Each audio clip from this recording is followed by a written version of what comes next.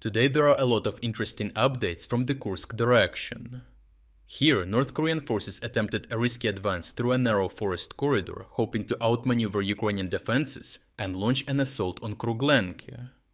Instead, they found themselves trapped in a deadly funnel, as Ukrainian fighters unleashed automatic grenade launchers and drone strikes, annihilating the tightly packed assault force before they could even reach their objective. Despite a lack of tactical gains, North Korean forces persist with their attacks in the direction of Kruglenke, hoping to gain at least some small foothold, because all assaults in other parts of northern Kursk Salient failed disastrously.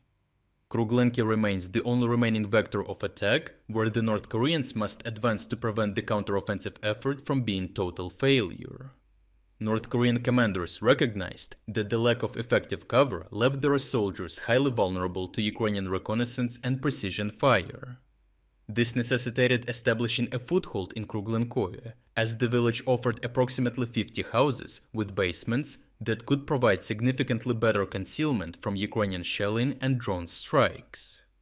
To achieve this, the North Koreans started amassing their forces in the forest north of Kruglenke, and despite suffering heavy losses in an attempt to cross the fields, as described in the previous report, some survivors managed to reinforce the positions after many waves of attacks.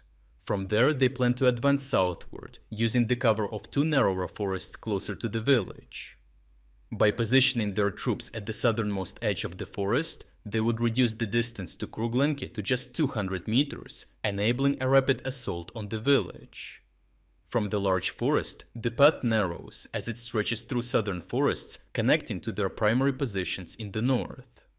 This 4-kilometer-long, 100-meter-wide corridor takes the North Koreans at least an hour to traverse on foot. Predictable and previously targeted by Ukrainian forces, this path slows the large assault group, giving the Ukrainians ample time to detect their movements. As the forest becomes narrower, the assault group is forced into tight formations, making them an ideal target.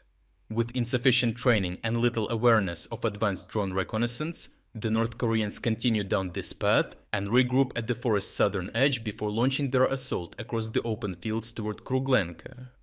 With minimal cover in the narrow forests, North Korean soldiers were highly exposed to concentrated fire, unable to maneuver effectively or establish proper firing positions. Ukrainian fighters in Kruglenke capitalized on this vulnerability by employing British-supplied Mark 17 automatic grenade launchers, delivering precise and devastating fire on North Korean positions across the fields. The combination of a high rate of fire and high explosive rounds caused severe casualties among the densely packed troops in the confined forest.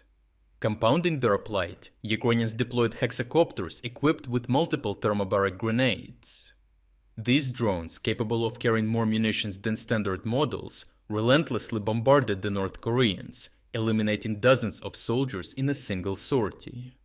The result of the Ukrainian campaign of precision strikes was disastrous for the North Koreans, as only a handful of them survived, with all survivors being left wounded among dozens of other fighters that were killed.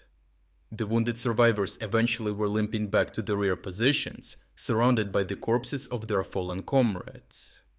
Overall, the North Koreans launched a brutal attack through the narrow space of the forests, where they had to bunch up their stormtroopers, which allowed the Ukrainians to easily target them with concentrated drone strikes and automatic grenade launcher fire. Ukrainian fighters in the area report that precision bombing of North Korean soldiers is simpler and less challenging than even targets during their training. Artillerymen and drone operators know exactly which part of the forests they should strike to maximize North Korean losses and undermine their offensive completely.